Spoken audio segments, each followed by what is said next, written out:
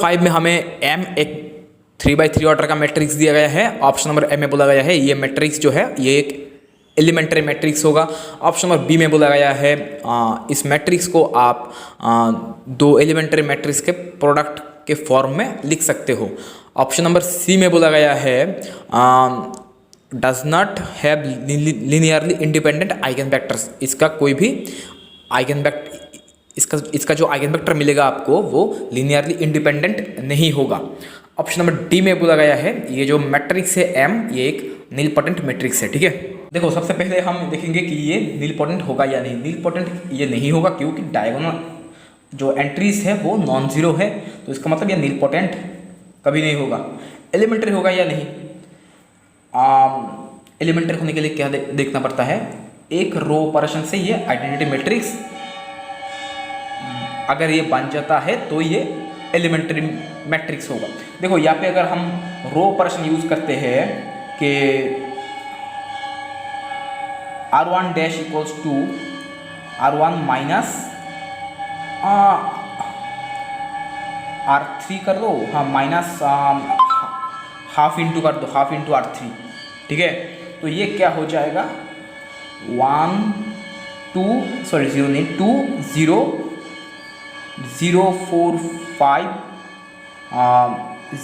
0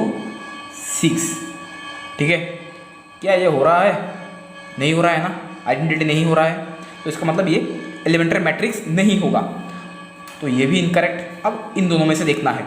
अच्छा, इसका जो आइगन वेक्टर होगा वो लीनियरली इंडिपेंडेंट होगा या नहीं वो देखते हैं। इसका आइगन वेक्टर हम कैसे फाइंड करेंगे, देखो मान लो इसका आइगन वेक्टर है अच्छा इसका आइगन वैल्यूज क्या क्या होगा 1 4 एंड 6। तो लैम्डा इक्वल्स टू 1 4 एंड 6। अच्छा, लैम्डा इक्वल्स टू 1 के लिए इसका आइगन वेक्टर ये मैट्रिक्स है। आइगन वेक्टर मान लो लैम्डा इक्वल्स टू 1 के लिए हो रहा है x1 x2 x3। तो 1 इंटू x1 x2 x3। अच्छा, तो यहाँ से हमें x1 x2 x3 फाइंड करना होगा।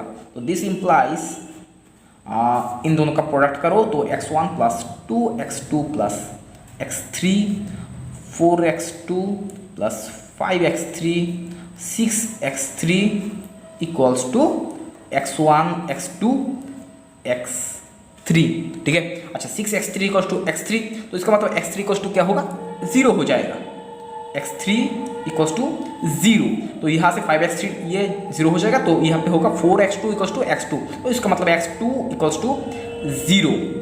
ठीक है, एंड यहाँ से ये 0 हो जाएगा, ये 0 हो जाएगा, x1 इक्वल्स टू x1। तो एक काम करते हैं हम x1 इक्वल्स टू 1 ले लेते हैं। तो ये जो आइगन वेक्टर होगा ये क्या होगा x इक्वल्स टू 1 0 0। अच्छा, तो सिमिलरली आप x इक्वल्स टू ये, अच्छा ये आइगन वेक्टर किस लिए है, लैम्डा इक्वल्स टू 1 के लिए है। ठीक है, अच्छा सिमिलरली आप लैम्डा इक्वल्स टू 4 के लिए भी आइगन वेक्टर फाइंड कर सकते हो, वो आएगा 2 3 एंड 0।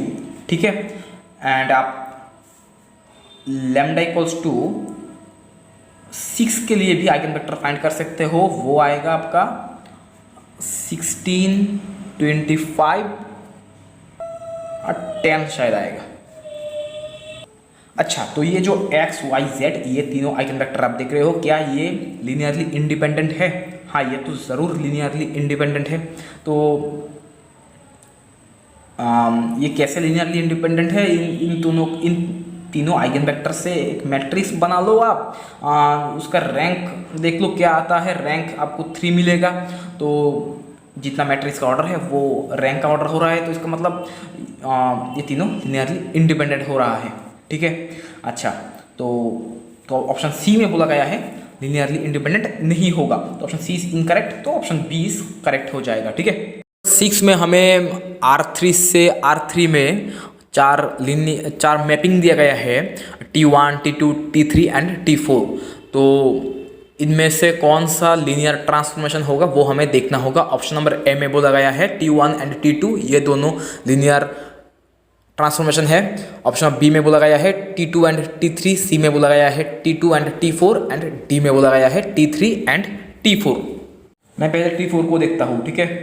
अच्छा, तो T4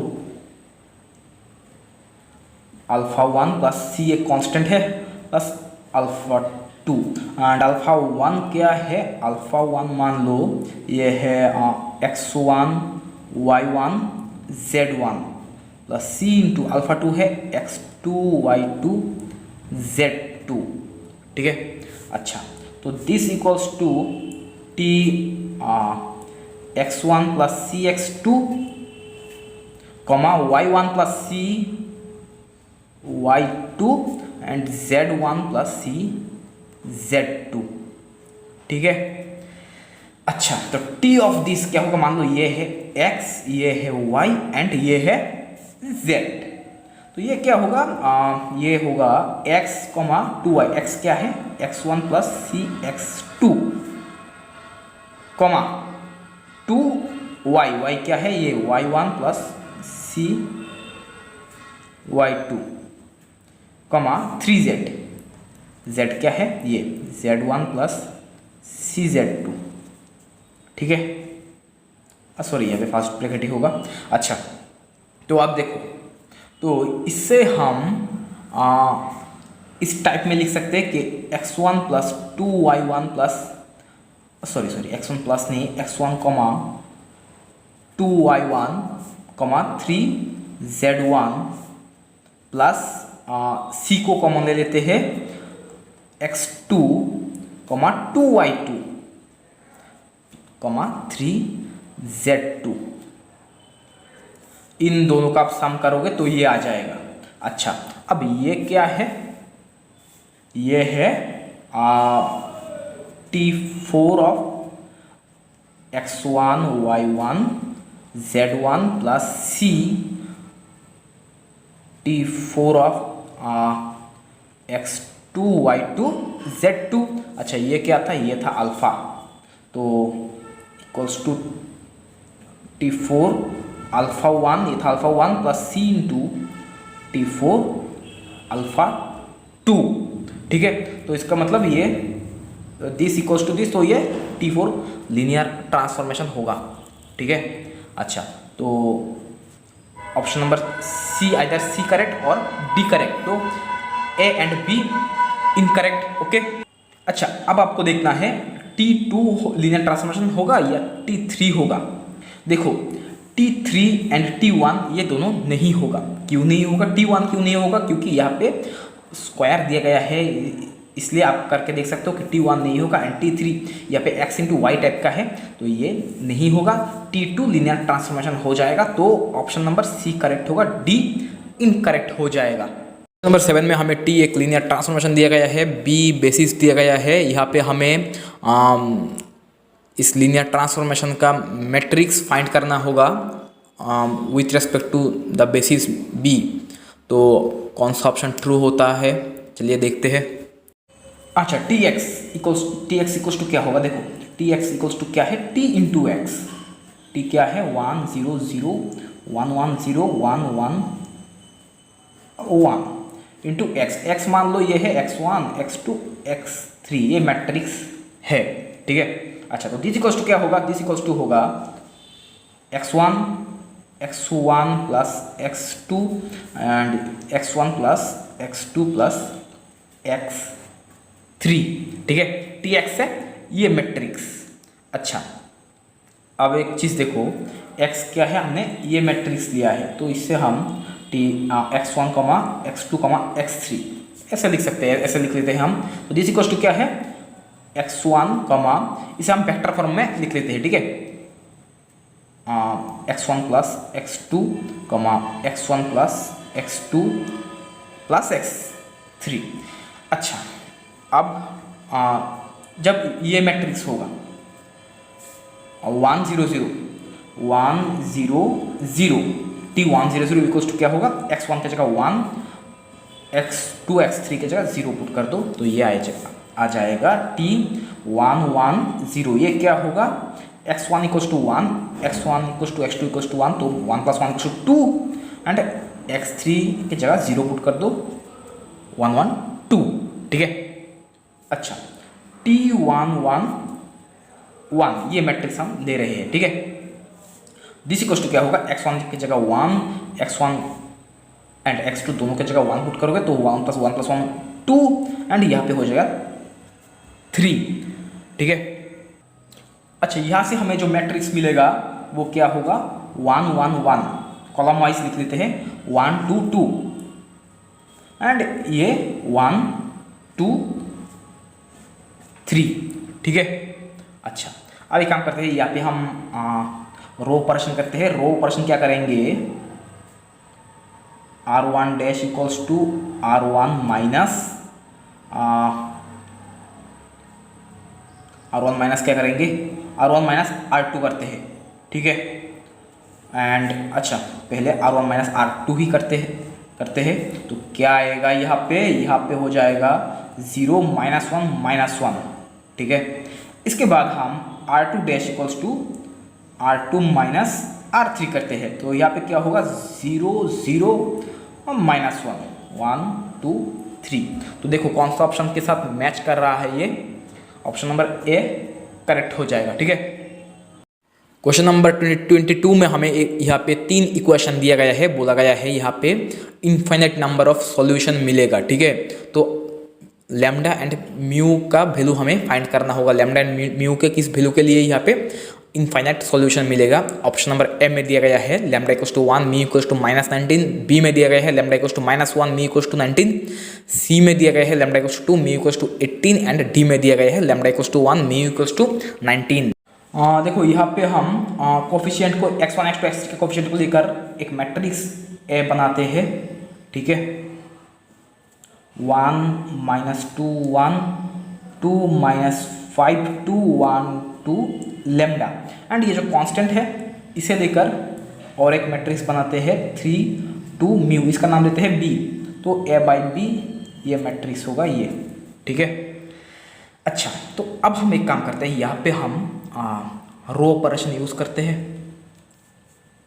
क्या रो ऑपरेशन यूज़ करेंगे, सबसे पहले हम इसे 1 जो है इसे 0 करेंगे, R3 dash equals to R3 minus R1 and दूसरा अब हम इसे 0 करेंगे, 2 को 0 करेंगे तो R2 dash equals to R2 minus 2 into R1, ठीक है।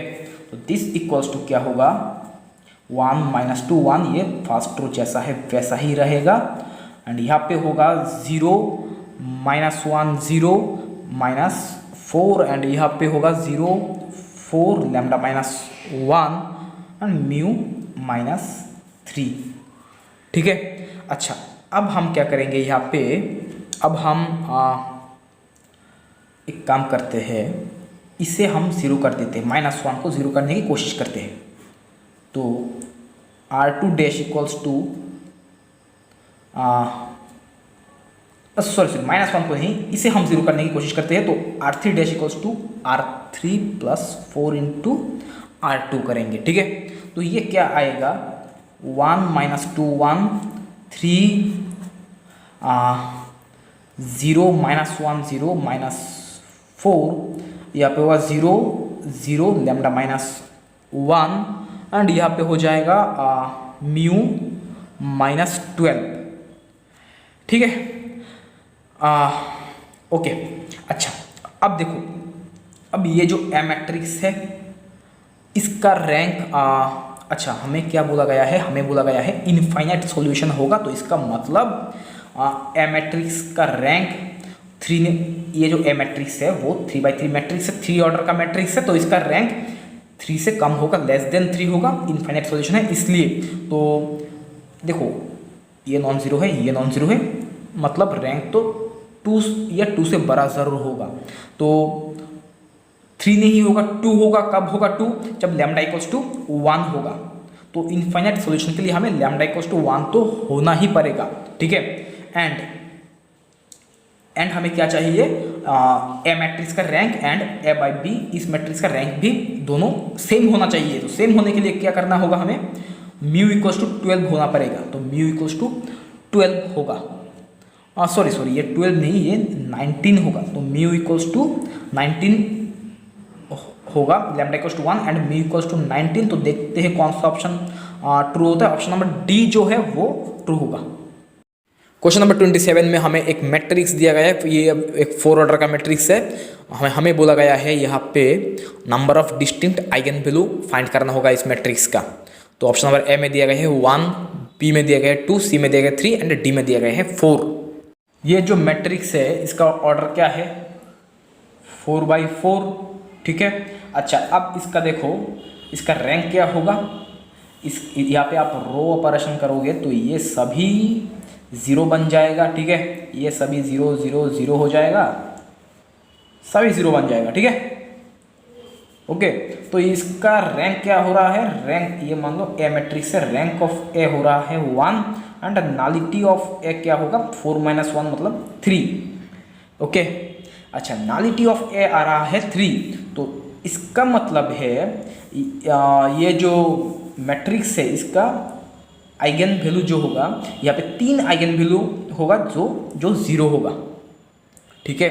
एंड एक ऐसा आइगन वैल्यू मिलेगा जो नॉन जीरो होगा, ठीक है। एक मिलेगा जो नॉन जीरो होगा, मान लो वो है A, this is not equals to 0। तो हमें distinct number of distinct eigenvalues of the matrix, distinct eigenvalues क्या क्या हो रहा है 0 एंड ए।